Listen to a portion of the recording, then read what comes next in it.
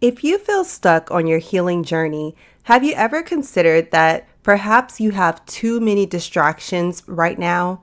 There are common distractions out there that cause you to stay stuck on the healing journey. It makes you not make progress, and so you don't see the results that you want to see. So let's identify these distractions so that you can let them go and start making progress on your healing journey. Join me right after this. Hey sis, welcome to Goodbye Heartbreak, Hello Healing. Are you hurt and confused after a recent breakup? Are you having thoughts like, I can't believe I'm here again. Why wasn't I enough for him? Or I'm never going to get married? Do you find yourself Googling how to get past the breakup or how to heal my broken heart? Do you start your morning feeling like you can finally breathe again, only to fall apart when you see a picture of your ex on social media? Hey sis, I'm Candace. I too was a single Christian woman who was heartbroken but still desired marriage. I too had numerous failed relationships and wished the right man would come along. I wanted closure from past relationships, healing for my heart, and I wanted to feel joy in my life again. But the truth is, I had no idea where to start or how to make any of this happen until I found the secret, partnering with God to heal from heartbreak. In this podcast, you will find tips for moving on after breakups, growing your relationship with God, and preparing for future relationships so that you will heal your heart and be ready to move forward into the life you desire. So turn off those heartbreak songs and turn me up in those earbuds. It's time to heal, sis. Hey sis, and welcome back for another episode of Goodbye Heartbreak, Hello Healing. Thank you so much for joining me on today. I am excited about today's episode. I have kind of been wanting to talk about these distractions for a while now, so I can't wait to do that. But before we do, make sure, sis, that you have subscribed to the podcast. Hit your subscribe button wherever you are listening. And also, please don't forget to leave your 5-star written review on Apple Podcasts. It really helps the show. It encourages me, and it helps other women just like you who need the show to find the show. And so also, I want to remind you that we do have a free Facebook group that you can join.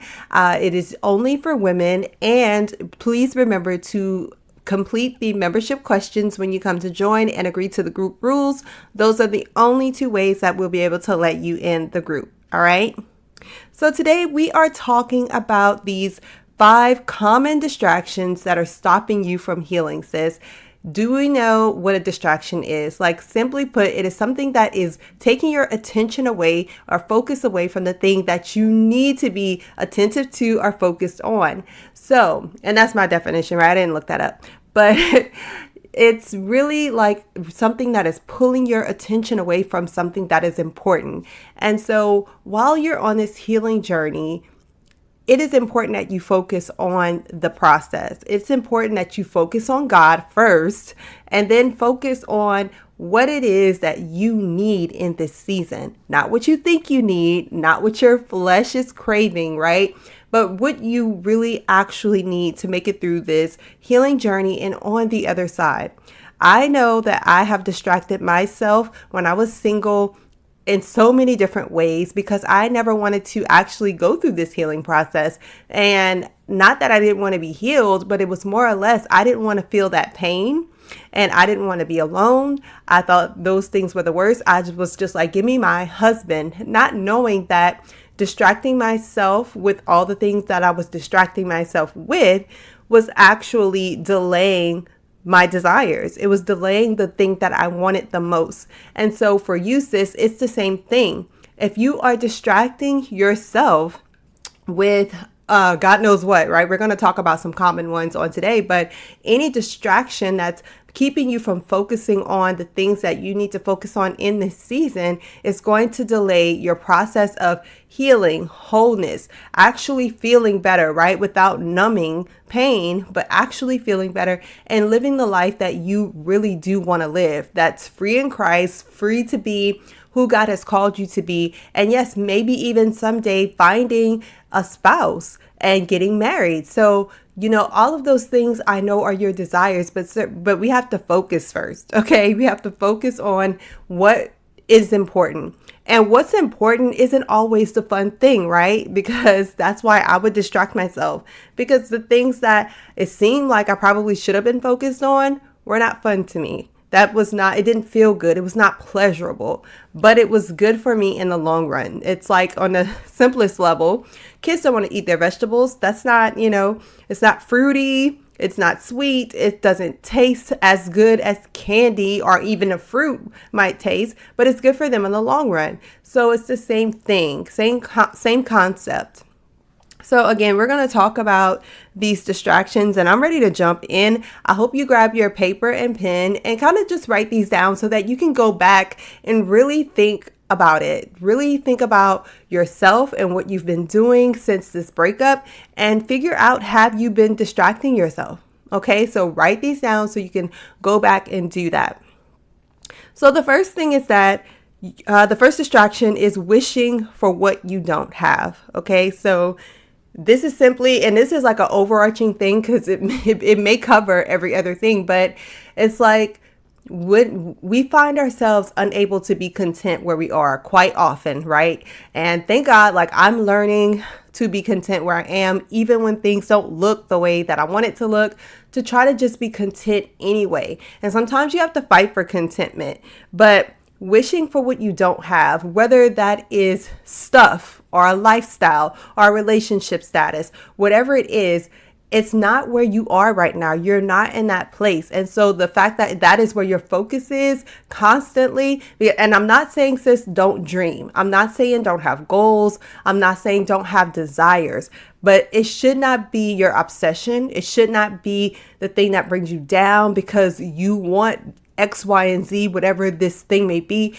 to the point that it becomes a distraction. You want it so badly that that's where you're focusing your attention to, instead of healing and focusing on making yourself better right now. The second distraction is comparing your life to others. That comparison trap is so real. And that's what used to get me all the time. It used to get me so often because I would be like, how did so-and-so get married before I got married? How are they so happy and I'm struggling over here? I thought I did everything right. Why do they get the blessing? Why do they get the husband? Because, that was the thing I wanted the most, right? But it doesn't necessarily have to be that it's the relationship, but whatever the lifestyle is, it could be that someone has the success that you wanted. Somebody has the job that you wanted. Somebody has the business you wanted. Somebody has, the clothes you wanted. Somebody has the family you wanted. Somebody, and so you look at others. And the reason why it's such a tough thing, it really is so many reasons why this is unhealthy to constantly compare yourself to other people. One, because you don't know what those people have going on behind closed doors. You don't know what their real life is like. You're not living in a house with them. You're not seeing them in each season of their lives or each part of their day. You're just seeing a highlight reel. So you don't know if that's their real life or not. And even so, it shouldn't matter because God has a journey for each of us. He has a life for each of us. And so your focus should be on what it is that God has for you.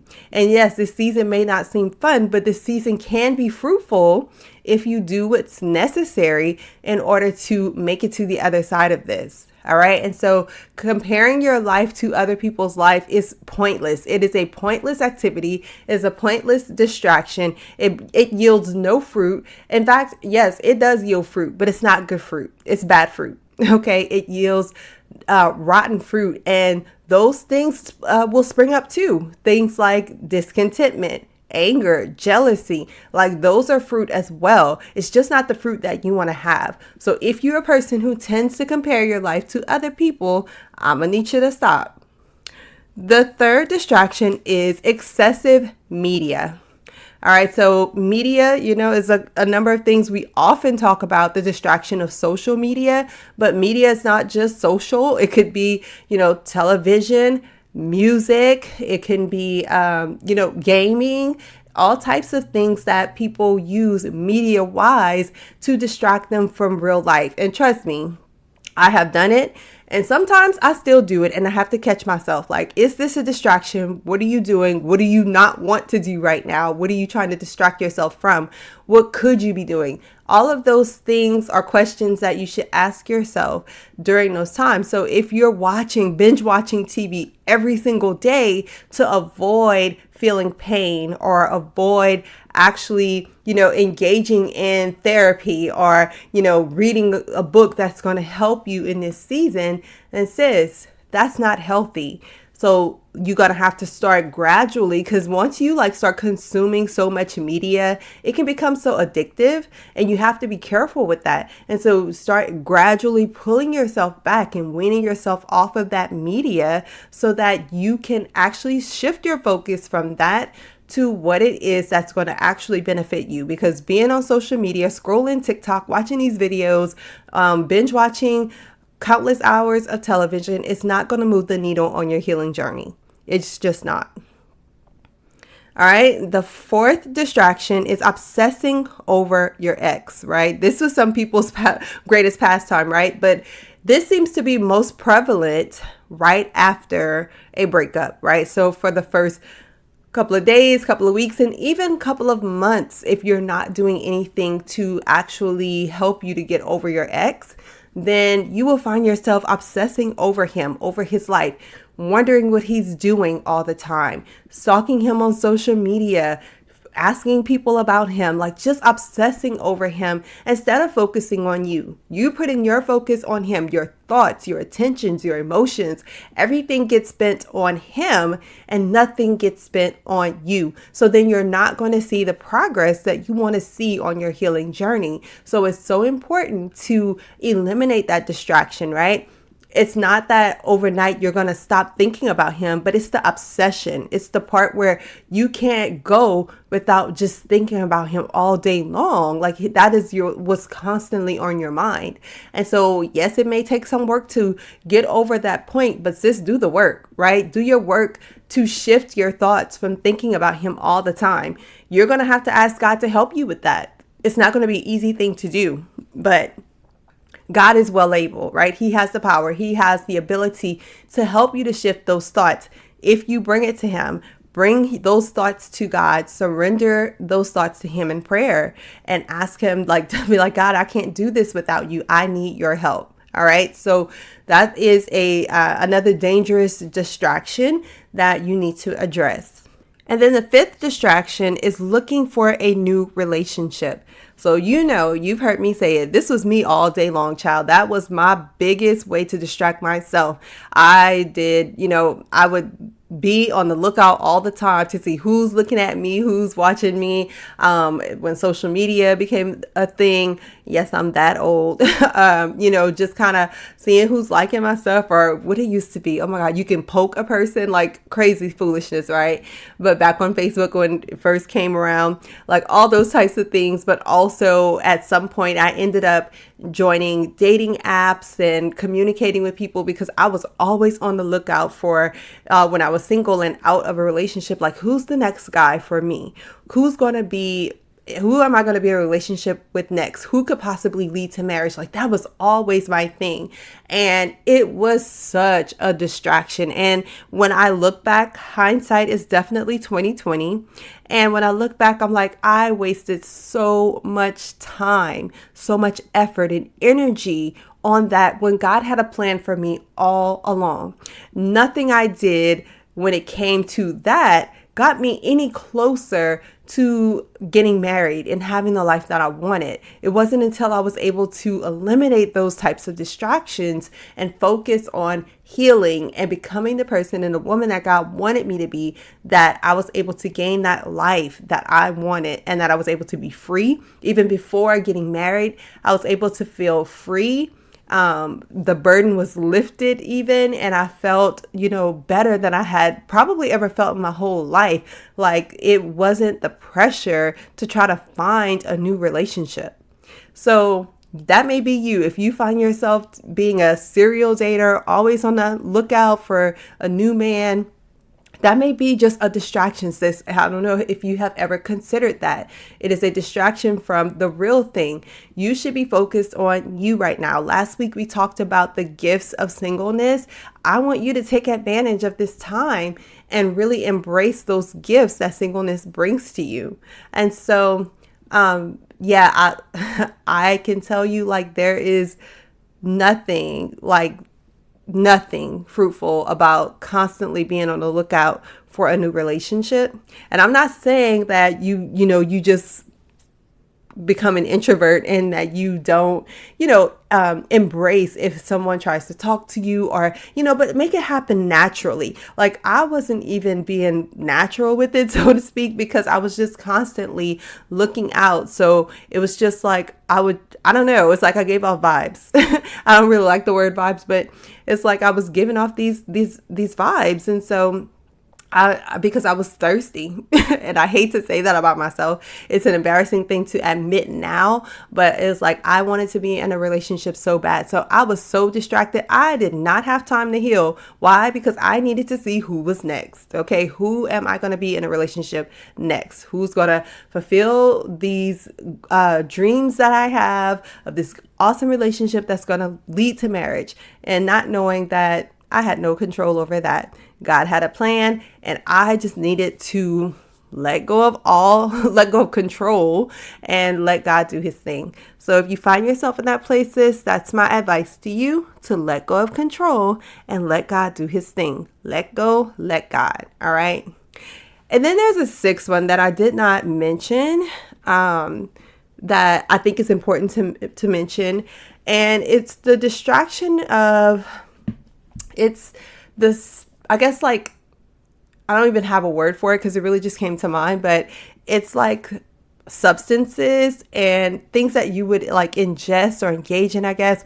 But things like substances like alcohol, drugs, and even food can be a distraction, right? Because if you are using these things to kind of detach from real life, and yes, even food can do that. People, eat comfort food, but if it becomes excessive, it becomes a distraction, right? It's not healthy for you to do that. And again, the substances, if you're engaging in drug use, if you're engaging in alcohol to numb the pain, that is a distraction. Okay, that's not healthy.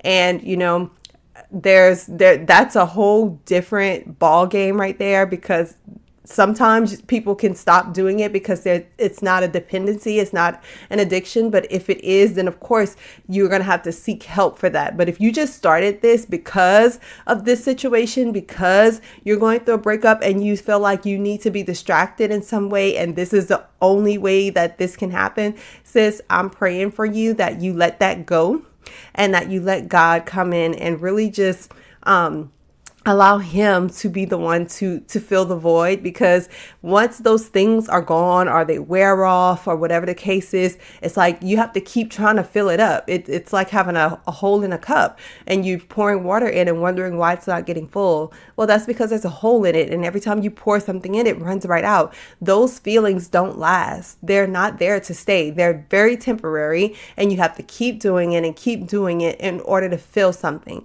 And I don't want you to be distracted in that way. Like, that's a very dangerous distraction for you.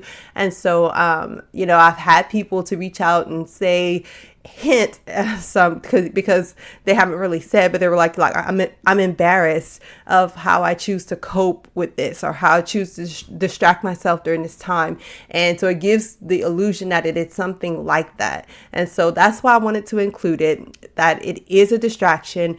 And I'm praying for you, because it's not an easy thing to let go of. All right. If that is something that you have as part of in your lifestyle and something that you do, but I encourage you to ask God to break that stronghold and allow you to be free from that, and to live in the freedom of Christ, and not to be dependent on that, but to be dependent on him. All right. So I love y'all so much. I'm going to give you these, now 6 distractions again. Number 1, wishing for what you don't have. Number 2, comparing your life to others. Number 3, excessive media. Number 4, obsessing over your ex. Number 5, looking for a new relationship. And number 6, I haven't put a name to it, but I'm going to say consuming things that either drug use or food or any other thing like that, alcohol, that will distract you. Okay. So yeah, these are the unhealthy distractions. And If you are looking for looking for something to help you fill some of this time, you're like, okay, but this is what I do most of my day. Try my devotional, Goodbye Heartbreak, Hello Healing. It is a great way to fill some of that time, fill in the gap there. Instead of focusing on all these other unhealthy things that are distractions, go ahead and start reading the devotional, and it will help you to refocus your thoughts. It'll help you command your morning. Imagine starting your morning reading scripture, hearing a devotion, connecting with God, and allowing that to dictate your day and allowing that to dictate your thoughts. Every single day, you get a declaration to declare over your day and over your life. And imagine if you wrote that down on a note card, and every time you wanted to engage in some type of unhealthy distraction, you went ahead and read that declaration.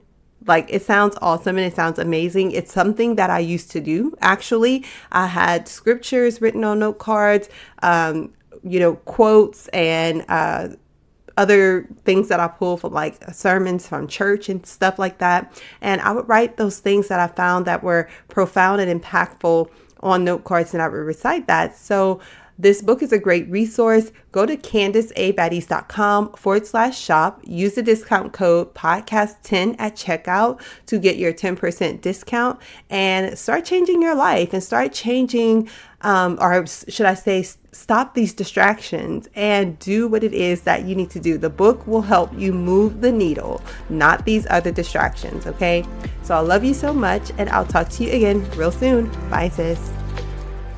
Hey sis, listen, if you have been blessed, changed, or inspired by this podcast in any way, please subscribe to the podcast and leave a 5-star review on Apple Podcasts. This is the #1 way that you can thank me and show support for the show. Also, if this podcast blessed you, don't keep it to yourself. Do a quick share and bless someone else. Please know I am so grateful for each and every one of you, and I would love to hear from you. Come connect with me and other like-minded individuals in my Facebook group called Christian Women Overcoming Heartbreak and Finding Purpose. I can't wait to meet you back here really soon. Until then, remember to love the life you have while you're making it better. Love you, sis.